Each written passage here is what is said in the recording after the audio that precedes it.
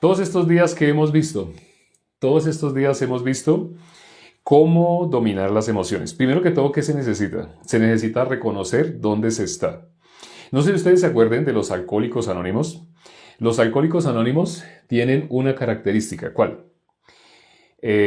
Para que un alcohólico pueda ser rehabilitado, ellos descubrieron un secreto. El secreto para que alguien pueda salir de un problema en el cual se encuentra es primero que todo reconocer cuál es ese problema en el cual se encuentra. Si una persona no reconoce, no tiene claro cuál es el problema en el cual está, no puede salir de esa situación. Entonces, igual pasa con este problema de las emociones. ¿Cómo las emociones generan en las personas raíz de amargura? Y lo dice la Biblia. ¿Qué es eso de que genera raíz de amargura? Las personas, sin darse cuenta, el estorbo que les hace para poder alcanzar sus metas se encuentra adentro. Hay una película de psicólogos hecha con todo lo que los psicólogos han descubierto de cuál es el peor enemigo que tiene toda persona. Esa película, no sé si algunos la conocen, esa película se llama Revolver. Así se llama, Revolver.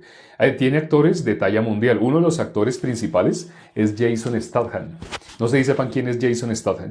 Jason Statham es el actor principal de la película Transportador, de la película Los Indestructibles, de las películas de Rápido y Furioso, junto con Vin Diesel y La Roca.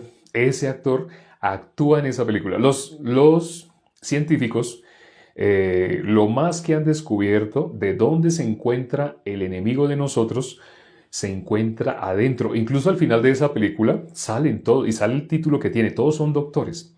Son doctores en psicología, en psiquiatría, pero todos han descubierto que el enemigo, aquel que nos impide alcanzar nuestras metas, aquel que nos impide llegar a donde nosotros deseamos, está dentro de nosotros. Uno de ellos dice, la peor estafa es fingir que eres tú. Suena como tú, es la voz, la misma voz tuya, te habla, te dice, pero no eres tú. Si ustedes ven esa película, se la recomiendo.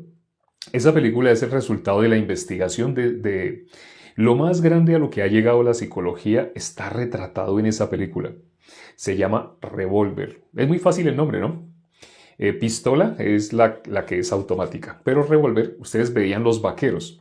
Los vaqueros no tenían pistolas automáticas que se recargaban, sino que el vaquero tenía que recargar el tambor, disparaba, recargaba el tambor, disparaba. Eso es un revólver. Esa es la diferencia. Acuérdense, miren esa película, búsquenla. Si quieren nos pueden escribir por el interno porque nosotros la tenemos y se la hemos enviado a las personas. Cuando nos escriben por el interno, mándame esa película. Se la mandamos, la tenemos. Entonces, si no la encuentran, la pueden buscar, pero si no la encuentran, nos la solicitan. Ahí aparece el secreto de por qué el enemigo de nosotros se esconde adentro de nosotros. Incluso hay algo. Yo asistí a 6, entre comillas, iglesias. ¿Por qué digo entre comillas? Porque no todo lo que se hace llamar iglesia es iglesia. Y en la Biblia dice, hay de aquellos que a lo malo dicen bueno y a lo bueno dicen malo. Yo asistí a 6. Pero en esos 6 lugares donde yo asistí, que la gente conoce como iglesias, lamentablemente nunca me explicaron bíblicamente cómo es que una persona puede ser salva. En todos esos lugares que yo estuve, me hacían creer que yo ya era hijo de Dios. Incluso una frase que decían, y yo no sabía que era la misma frase que usó el diablo. Satanás, hay una frase que Satanás usa, y es, si eres hijo de Dios. No sé si se han fijado, pero en la Biblia, en Mateo 4, cuando Satanás tienta a nuestro Señor Jesucristo, ¿qué le dice? Si eres hijo de Dios, di que esas piedras se conviertan en pan.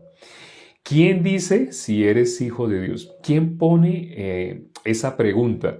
Satanás. Bíblicamente, el único que hace esa pregunta es el diablo. Satanás. Pero en las que yo estaba, decían, si tú eres hijo de Dios, ahora vamos a adorar. Y sonaba la batería, levanta tus brazos, solo los hijos de Dios. Cuando ahora que ya recibí la salvación, por pura misericordia de Dios, conocí a alguien que había recibido la salvación. Yo había estudiado teología, yo imponía manos, oraba en el nombre de Jesús, en esas, sobre todo en la tercera, de esas 6, en la tercera que yo estuve, yo imponía manos y oraba en el nombre de Jesús y la gente se caía, experimentaban milagros así. Pero en la Biblia yo no había mirado un pasaje donde dice, muchos me dirán que hicieron milagros. Muchos me dirán, en mi nombre, en el nombre de Jesús, hicimos milagros. En tu nombre hicimos milagros, echamos fuera demonios, profetizamos. Y aquí viene lo delicado. Jesús, ¿qué les va a decir?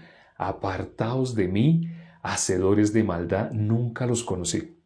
Esa expresión que dice Jesús, que a muchas personas que están seguras de que son hijas de Dios, a muchos, Jesús les va a decir en aquel día. Cuando todos tenemos que dejar este cuerpo, es inevitable. En aquel día, cuando estemos delante de Él, cuando ya no seamos cuerpo, sino estemos en el mundo espiritual, en aquel día, ¿qué es lo que va a suceder? A muchos Jesús les va a decir, nunca los conocí. Pero mire a quiénes, no a personas que hicieron maldades, asesinos, no, así no. A personas, cuando uno mira los versículos anteriores, a personas que estaban seguras que eran hijos de Dios. ¿Qué dice la Biblia? En la Biblia dice, ¿cómo lo dice ahí más exactamente? En tu nombre echamos fuera demonio, profetizamos, hicimos milagros. Cuando miramos quién hace eso, si tú le preguntas, te hago esta pregunta a ti, ahí donde tú estés. Si yo te pregunto, ¿quién echa fuera demonios? ¿Quién profetiza? ¿Quiénes hacen milagros en la ciudad donde tú estás? ¿Acaso tú podrías pensar en el zapatero, en el carpintero, en la persona que trabaja como albañil, en la persona que trabaja de vigilancia o en un pastor? Mira bien la pregunta que te estoy haciendo. ¿Quiénes echan fuera demonios, profetizan en el nombre de Jesús, hacen milagros en el nombre de Jesús? Son líderes y pastores. En la Biblia dice que Satanás no es cosa de qué admirarse porque Satanás mismo se disfraza como ángel de luz. Incluso ahí dice algo que no se nombra y es sus ministros se disfrazan como ministros de justicia. Esto que acabo de decirles, esto no se suele nombrar, pero está en la Biblia. O sea, no solo Satanás se disfraza, sí, la gente sabe que Satanás se disfraza, pero lo que la gente no sabe es y sus ministros. En las 6 que yo estuve, en esas 6 entre comillas iglesias, los dirigentes, ellos eran pastores muy amables. Ellos querían engañar, no, ellos no querían engañar. Ellos tenían malas intenciones, no tenían malas intenciones, pero ninguno de ellos me había llevado a la vida. Hay un versículo en la Biblia que dice que todo ser humano está separado de Dios desde antes de nacer. Las religiones tampoco enseñan eso. En todas las religiones que yo estuve, ¿cómo me decían?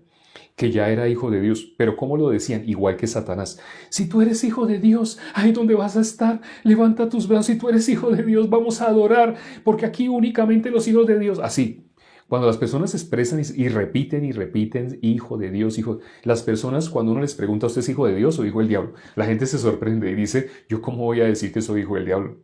Todos somos, así se expresan las personas, todos somos hijos de Dios. No es así. Cuando miramos la Biblia, por eso en la Biblia dice que Satanás engaña al mundo entero. ¿Por qué Satanás engaña al mundo entero? Porque Satanás tiene sus propios ministros. Son personas que están engañadas. No son personas que lo hagan de adrede, que de adrede se hagan pasar como pastores para llevarse a las personas al infierno. No, están engañados. Por eso dice la Biblia, Satanás engaña al mundo entero. Las personas, ¿por qué le creen a líderes y pastores que no tienen la salvación y no pueden transmitir la salvación? Solo te pueden hacer sentir y hacerte creer de una manera positivista que tú ya eres hijo de Dios. Solo Satanás es el que dice, si tú eres hijo de Dios, levanta las manos, si tú eres hijo de Dios, vas a adorar, vamos a adorar en este momento. Eso lo dijo Satanás. Pero ¿de dónde más suena esa expresión? En las que se conocen como iglesias. ¿Cómo te puedes dar cuenta si tú has estado asistiendo a alguna religión donde te han hecho sentir hijo de Dios sin que realmente, conforme a la Biblia, sin que tú lo seas? ¿Cómo te puedes dar cuenta? Porque cuando te hacemos la pregunta, honestamente, delante de Dios, poniendo a Dios por testigo, tú sabes bíblicamente, ¿a dónde va un pecador cuando muere?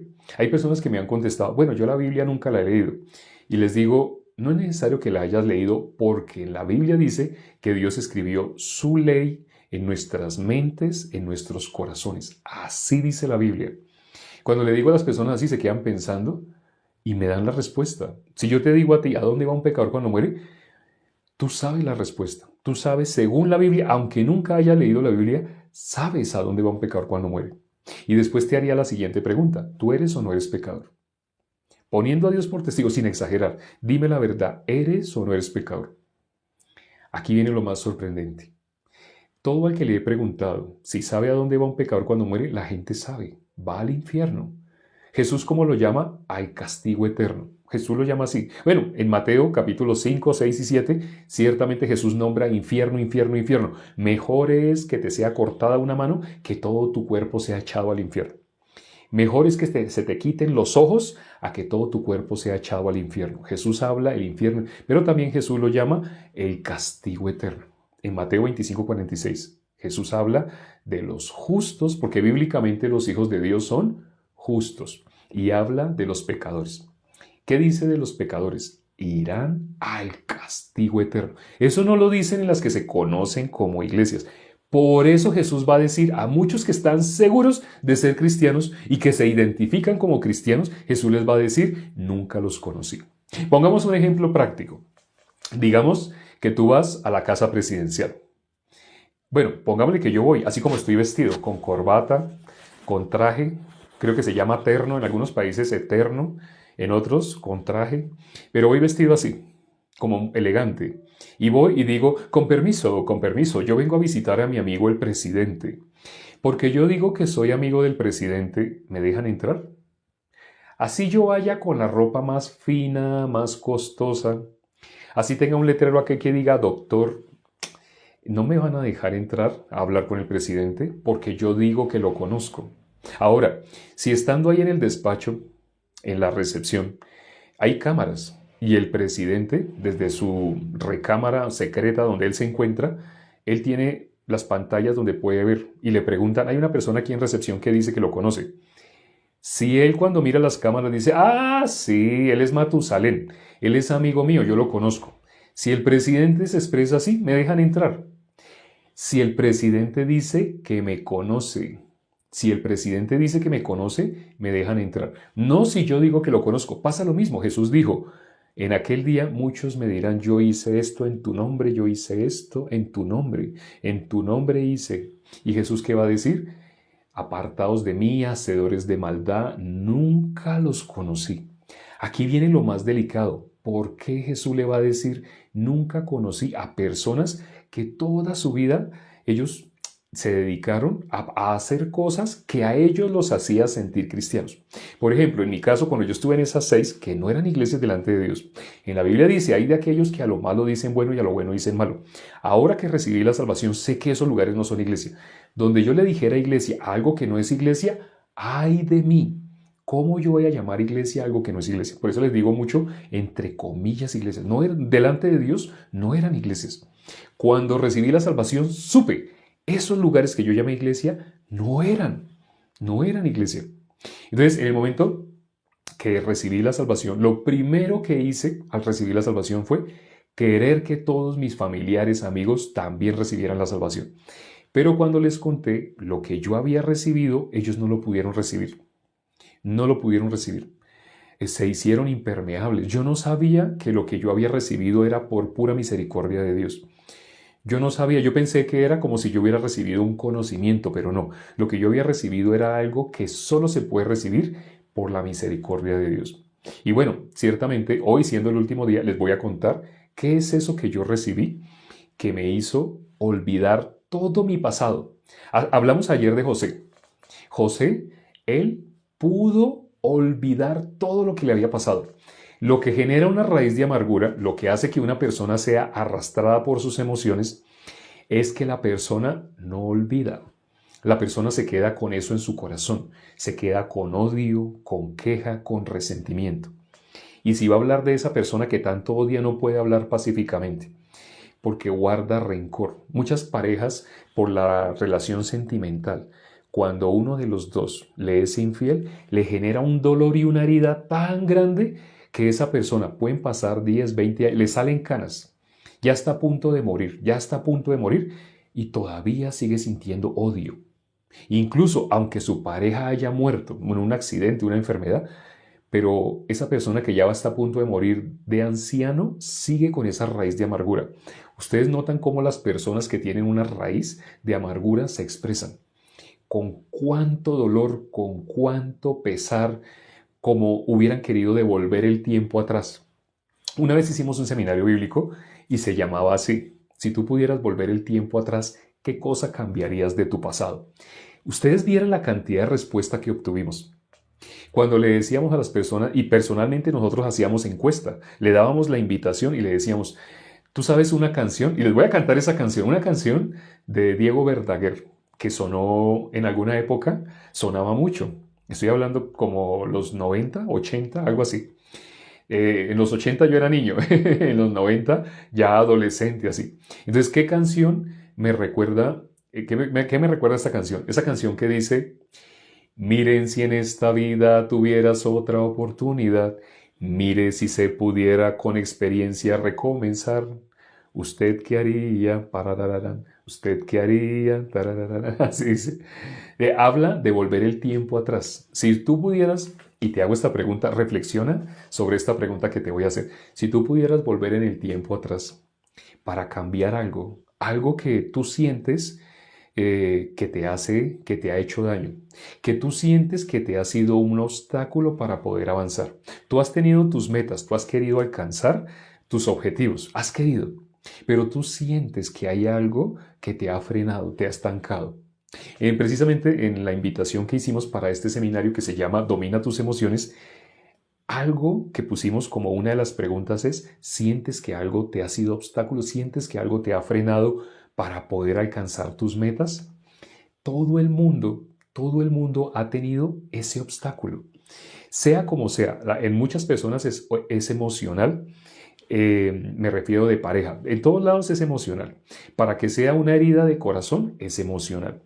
Pero esa herida emocional casi siempre ha sido por un fracaso sentimental, por un maltrato emocional. El maltrato no necesariamente es físico o decir vulgaridades o golpes. No, el maltrato más grande que puede experimentar una persona en su corazón, la traición. Que deposite toda su confianza en alguien y se dé cuenta que esa persona es mala. O sea, no la veía como mala cuando recién empezó el cortejo amoroso, pero una vez que pasa el tiempo, la odia. La persona, algo que se ha demostrado es que las personas a quien más odian es a la persona que le dijeron alguna vez te amo. Personas a las que supuestamente amaron es a las personas que más con todo su corazón odian. Incluso más que al presidente, más que porque muchas personas cuando tienen esas heridas no pueden estar conformes con nada. Todo les incomoda todo y eso causa enfermedades físicas. Enfermedades causadas por el estrés, enfermedades que los ha llevado a la muerte a temprana edad. ¿Quién quiere morir antes de los 50? Nadie quiere morir antes de los 50, pero hay personas que por esas heridas emocionales todo su cuerpo se ha enfermado. Dios no nos hizo para estar así. Les dije que hoy les iba a contar cómo fue que en mi caso esas heridas emocionales se borraron. En el caso de José, ayer cuando vimos, hubo un punto específico en el cual en el José se borró todo su pasado. En él no quedó nada de rencor. Incluso al final, o sea, como José ya no tenía nada de rencor, de odio hacia sus hermanos, él les dijo: a 17 años antes de que muriera su papá, ellos estuvieron 17 años juntos. O sea, cuando volvieron a unirse todos, cuando José les dijo: yo soy José, el que ustedes vendieron. Pasaron 17 años y estaban juntos. A los 17 años murió su papá. A los 17 años que estaban juntos, su papá murió. Pero entonces, todo el tiempo sus hermanos estaban pensando que José se quería vengar. Pero José les había dicho que no. José ya les había aclarado que en él, incluso el hijo de él se llamaba Dios me hizo olvidar, Manasés. Eso significa Manasés. Pero aún así sus hermanos no podían ver el trabajo de Dios. Es decir, si una persona no puede ver a Dios, no puede ver el trabajo de Dios, bíblicamente esa persona no puede tener fe. No ha tenido nunca fe. ¿Y qué sucedió en el último capítulo de Génesis? Génesis tiene 50 capítulos. En el capítulo 50, en el último capítulo, dice: José lloró. Esa expresión aparece de nuestro Señor Jesucristo. Él también dice, cuando Lázaro, las personas piensan: es que Jesús amaba tanto a Lázaro que él no quería que muriera. Pero cuando nosotros miramos el contexto, Lo mismo que hizo que en la Biblia se escribiera que José lloró, fue lo mismo que hizo que en la Biblia se escribiera que Jesús lloró. La única cosa que ha maravillado a nuestro Señor Jesucristo es ver fe. ¿Y qué pasó con José? Cuando él vio que sus hermanos no habían podido ver a Dios, ellos no veían, a pesar de que José les habló, a pesar de que tenía a su hijo que se llama Manasés, a pesar de que José estaba con ellos 17 años, ellos todavía seguían encerrados en su pensamiento. El obstáculo más grande para que una persona sea libre no está afuera, no es él, ella, es interno. Hay personas inclusive que han causado unas heridas emocionales muy grandes en alguna persona y esa persona no se dio cuenta. O sea, esa persona lleva una vida normal, normal. Esa persona puede que triunfe, pero el cónyuge o el que fue abandonado o el que se separaron, esa otra persona se quedó con una herida. Entonces, esa persona que le causó la herida la causó conscientemente, ni se dio cuenta que la otra persona iba a vivir su vida en una ruina emocional. Iba a vivir su vida en un completo fracaso. Las personas no saben porque realmente, aunque parece que él fue el causante de esa herida, no. Eso es lo que les estoy queriendo decir. ¿Por qué una persona tiene heridas emocionales? ¿Cómo se llama este seminario? Domina tus emociones. Pero ¿por qué una persona tiene heridas emocionales? Porque la persona es ella misma el que se está haciendo daño. Así la otra persona sepa o no sepa. Los hermanos de José toda su vida se quedaron con una herida en el corazón pensando, él nos va a querer matar, él nos va... Aunque comían todas las noches, cenaban, almorzaban, se sentaban a la misma mesa a compartir el alimento, pero no podían desechar que José los había, que José no les tenía rencor. José ya no tenía nada contra ellos, porque José se dio cuenta que Dios era el que había encaminado todo. José se había dado cuenta, yo no soy una persona tan especial que los demás me hacen daño. Cuando una persona tiene daño o tiene una herida, esa persona se considera es injusto humanamente. Se considera a mí me han tratado mal, injustamente. El creerse más que los demás hace que una persona tenga heridas en su corazón. No sé si sabían eso. Jesús puso un requisito. Las personas dicen que conocen a Jesús, lo que estábamos hablando hoy. Las personas dicen que conocen a Jesús, pero Jesús puso un requisito, un solo requisito para todo aquel que verdaderamente Jesús reconozca como cristiano. Jesús les va a decir a muchos que están seguros de ser cristianos, nunca los conocí, pero Jesús puso un requisito y aparece en la Biblia. Y aunque aparece en la Biblia, esto no se enseña en las que se conocen como iglesias, no lo enseña. Aparece en Mateo capítulo 16, versículo 24. También aparece en Marcos y también aparece en Lucas. Pero, ¿qué dice este versículo? Jesús dice, si alguno quiere venir en pos de mí, ¿qué es ir en pos de Jesús? Ser cristiano. Y Jesús dice, si alguno quiere venir en pos de mí, niéguese a sí mismo. Después de eso sí dice, y tome su cruz y sígame. En las que se conocen como iglesias solamente miran lo de tome su cruz y hasta hacen dibujitos que no son lo que significa tomar la cruz. Pero no se dan cuenta que hay un requisito. No cualquiera puede tomar la cruz y seguir a Jesús. No es porque yo quiero tomar la cruz. No. Jesús pone un requisito. Si quieres venir en pos de mí, primero que todo, niégate a ti mismo. Primero que todo. Si tú te niegas a ti mismo, ahora sí, ¿qué sigue? Tome su cruz y sígame. Pero si no se niega a sí mismo, no puede. Porque lo que hemos visto en este seminario, que se llama Domina tus emociones, es precisamente que donde una persona tiene aquel que le hace daño. No es, es que mi papá me dijo, es que mi esposo, es que mi yo no sé quién me hizo, cuando yo era niño me hizo. Nada de eso, nada de eso, todas esas cosas que son externas, nada de eso puede afectar a un ser humano. Cuando un ser humano se afecta porque es que mi papá me dijo, mi tío me dijo, esa persona, él mismo es el que se está haciendo daño. Los otros pueden ni darse cuenta, pueden vivir una vida excelente y esa persona con todo su odio, hasta el rostro se le oscurece a las personas que van a morir temprano. Y está demostrado, Cuando una persona guarda esa raíz de amargura, se va a ganar enfermedades físicas. Eso lo somatiza, le va a dar cáncer a temprana edad, le va a dar algo así, lupus, va a atacar su propio cuerpo, va a atacar a su propio cuerpo. ¿Por qué? Por tener una herida emocional. El ser humano no llora por un golpe. ¡Ay, me golpeé el codo! No, eso si fuera un niño. Pero un adulto no llora, pero el adulto sí llora por algo, por heridas emocionales. Pero lo que hemos visto es cómo Dios me la quitó. ¿Cómo fue que yo recibí la salvación? ¿Qué fue eso que sucedió en la séptima iglesia? En las otras 6 nunca me pudieron dar la salvación. Pero ¿qué fue eso que sucedió en la séptima que cambió toda mi vida? Yo pensaba que era hijo de Dios. Pero cuando me hicieron esas 2 preguntas, ¿tú eres pecador? Yo contesté, sí, yo no puedo decir que no. ¿Y un pecador muere a dónde va? Ay, pues al infierno. El común de las personas trata de esquivar contestar esas preguntas porque la respuesta a esas preguntas son las que lo pueden llevar a la salvación. En mi caso, cuando me vi encerrado, cuando me di cuenta que yo no podía ir al reino de los cielos con todas las obras lindas que yo había hecho, por más que yo había impuesto manos y había orado y la gente se había sanado, nada de lo que yo había hecho me iba a llevar al cielo. Yo ayunaba, yo diezmaba, yo hacía muchas cosas. Ninguna de esas me estaba llevando al cielo. Ahora, no estoy diciendo que no ores o que no, sí, no estoy diciendo, no, puedes hacer todas esas cosas.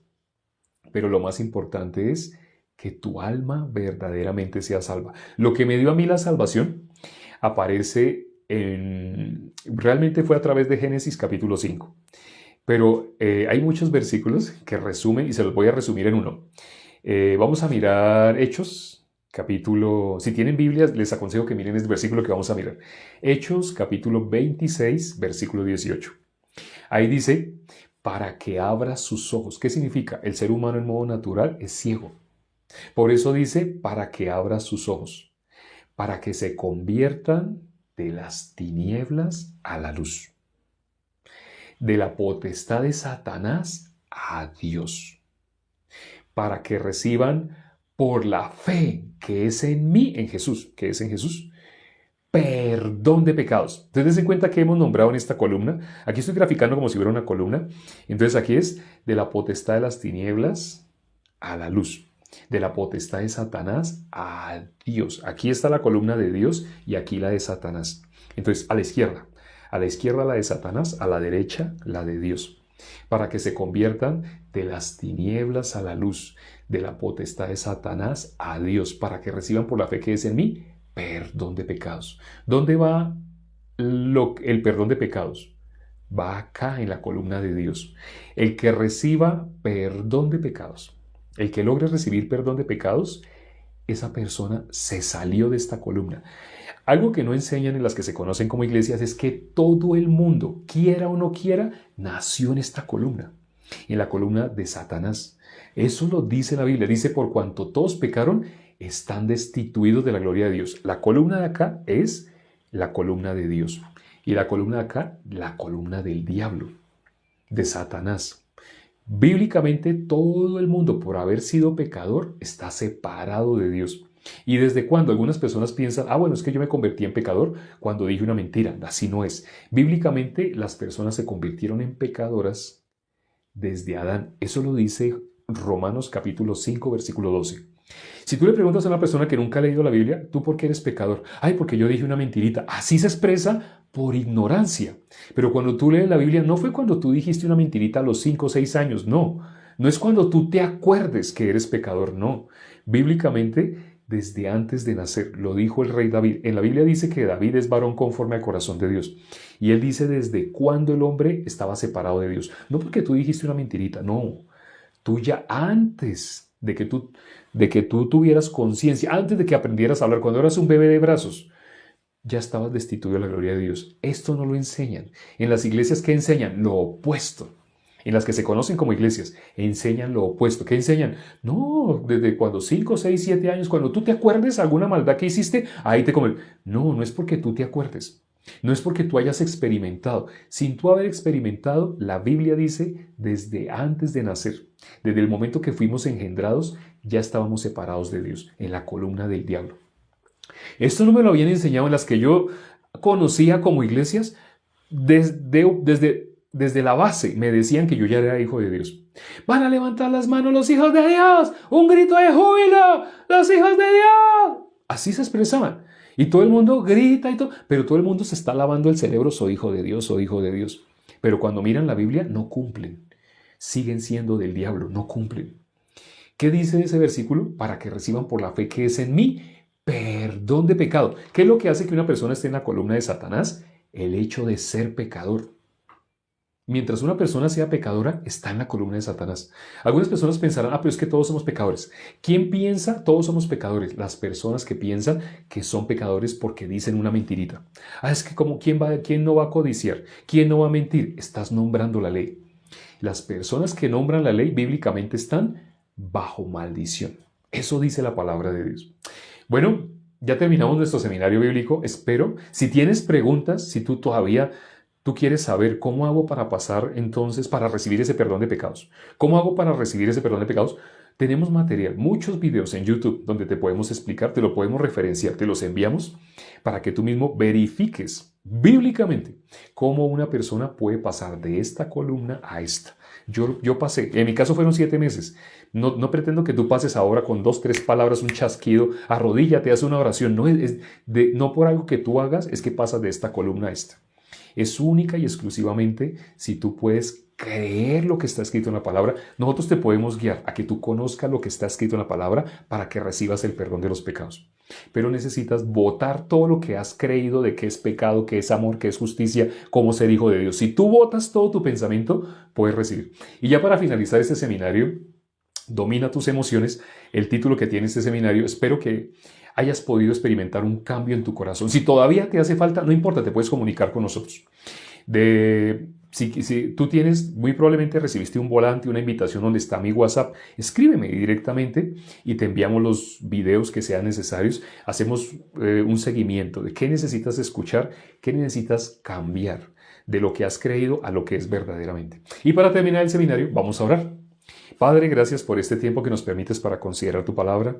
Este seminario ha sido una bendición para muchas personas. Ya algunas personas me han escrito cómo ellos no sabían cuál era la herida que les estaba causando estorbo, obstáculo. Hay otras personas que solamente han sido como oidores pasivos, han dejado para después. Pero quienes reciban la salvación, te pido, quienes han llegado acá y han visto este seminario, ha sido con una intención. Tú los has guiado para que conozcan cómo ser salvos verdaderamente, no por emociones, no porque les hayan dicho que son hijos de Dios o les hayan tratado de lavar el cerebro para sacarles dinero, sino porque bíblicamente logren creer a tu palabra. Permíteles recibir la salvación, así como me permitiste a mí el privilegio de ser salvo. Te pido que muchas de las personas que se conectaron a este seminario, ojalá todos los que se conectaron a este seminario, puedan recibir la salvación. Te lo pedimos y hemos orado junto con los hermanos que son salvos ya. Hemos orado en el nombre de nuestro Señor Jesucristo. Amén. Gracias a Dios por este seminario. Ya se terminó, pero nos quedamos en contacto. Me pueden escribir. Si dejan para después lo de escribirme, es muy probable que nunca o que se les olvide. Pero no pierdan el impulso. Contáctense, escríbanme. Tienen el WhatsApp, ya tienen mi número. Y pues están viendo a través de TikTok, aquí en TikTok, debajo de mi foto en el perfil principal aparece un botón que dice teléfono. También por ahí pueden tener mi número otra vez y me pueden escribir directamente. Nos vemos mañana ya en condiciones normales. Ya mañana no voy a estar con corbata. Ya mañana voy a estar expresándome con otra ropa, de otra manera. Y vamos a seguir compartiendo cómo una persona puede ser salva. Nos vemos mañana. Chao.